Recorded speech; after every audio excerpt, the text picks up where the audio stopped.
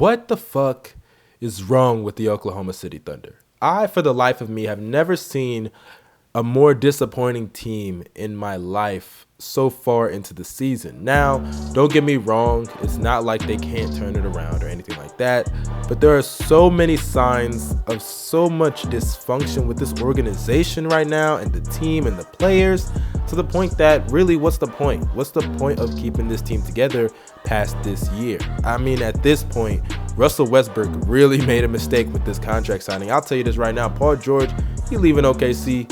And I ain't even seen the whole season yet. I haven't even seen half of the season. We're not even at the All-Star break, and I'll tell you, Paul George is out of there. I mean, at this point, what's going on with the Thunder? I mean, I know I just bounced around from point to point to point, but everyone, let's just really evaluate the Oklahoma City Thunders. I should call bullshit, because that's really what they are at this point in time. I mean, when the Thunder were winning those 3 straight games, they beat the Timberwolves, they beat the Spurs, they beat the Jazz.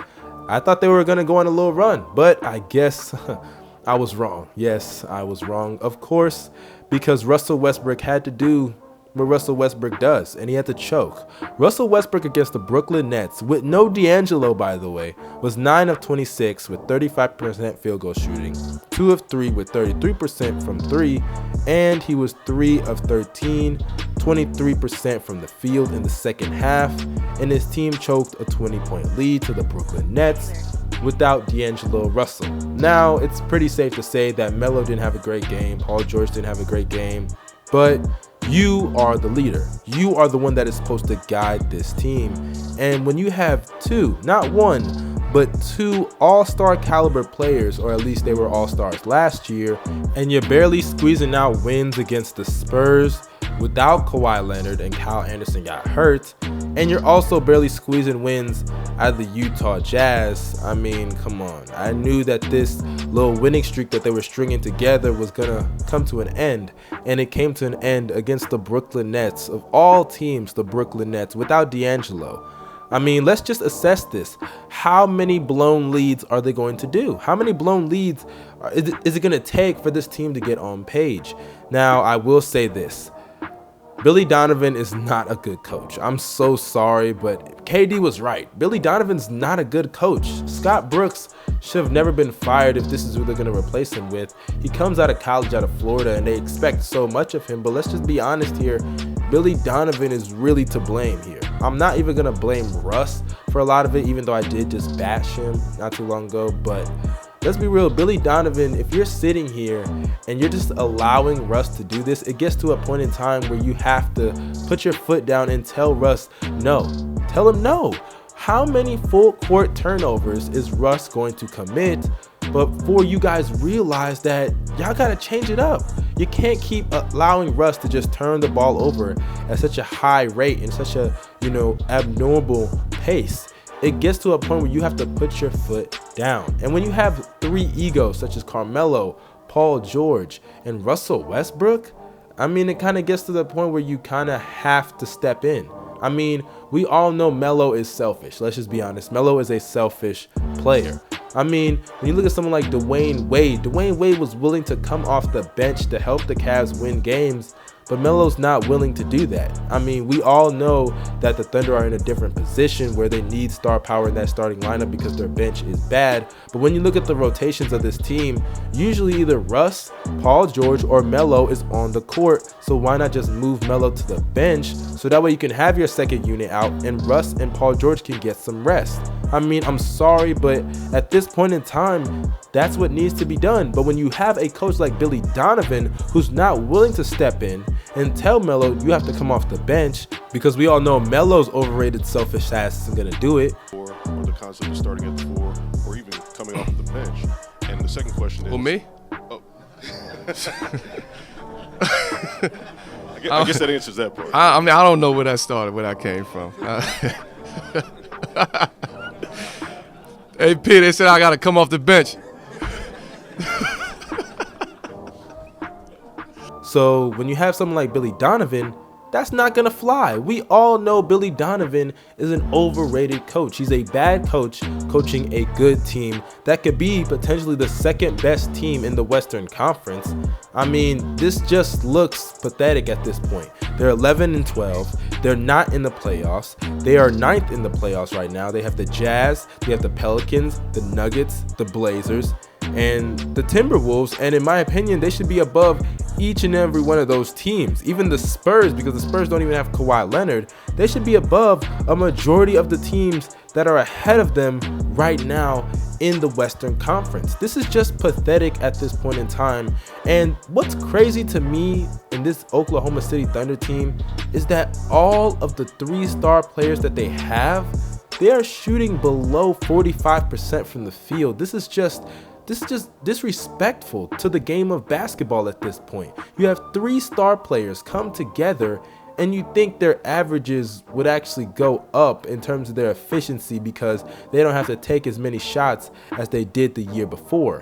When you look at Paul George, and I understand Paul George hasn't always been the most efficient player, but when you look at Paul George, who's a really, really good catch and shoot player, he's shooting below 42% from the field. And then when you look at Carmelo Anthony, who as well hasn't always been a very efficient scorer, but when you look at his efficiency, this man is shooting below 42% from the field as well. And then we all know Mr. Efficiency, Russell Westbrook. He ain't even shooting 41% from the field, so I'm not even going to bother addressing that. And then when you also factor in that Russell Westbrook is averaging a total of 5 turnovers a game. I mean, I don't want to hear the fact that he's averaging also nearly 10 assists a game, but 5 turnovers. I mean, it just gets to the point where I understand why KD left. I really, really do. I mean, Russell Westbrook, I thought he was going to have the best season of his career. I thought he finally had realized that it's not all about the numbers. I thought that now that he has his MVP trophy, now that he has the triple-double average for a season, that he would put that all away and focus on winning basketball games. You play to win the game. You don't play to put up numbers and to get accomplishments. That's why I don't put so much stock in MVPs and, triple doubles. And let's just be honest, everybody's getting triple doubles nowadays. Kyle Lowry got a triple double. I mean, this is just not something that we should just overpraise somebody for. That's why when you have someone like Russ, I just don't think that he's gonna ever be as good as Steph, because 1, he doesn't listen. 2, he does not change his game in order to fit the play styles of his teammates. Let's not also forget that Steph Curry, yes, he has KD, but this man has to change the way he plays in order for KD to be happy on that team and for KD to be more effective. KD didn't just start averaging 54% from the field on 25 points per game because of the fact that he thought it was cute. He did that because of the fact that Steph was willing to take a step back, sacrifice some numbers, and allow KD to be as effective as possible. But Russell Westbrook is not willing to do that. He's not willing to take any type of step back. In the beginning of the year, I'm not going to lie, Russ was willing to take that step back. He was being a bit passive. He wasn't even averaging 20 points per game in the beginning of the season. But now, because of the fact that he's about those numbers, they started losing a game or two. He's about, padding those rebounds, padding those numbers. I mean, just look at the Pistons game towards the end of the game. The man shot a 3-pointer back-to-back times. He pulls up like he's Steph Curry at the end of games for no absolute reason.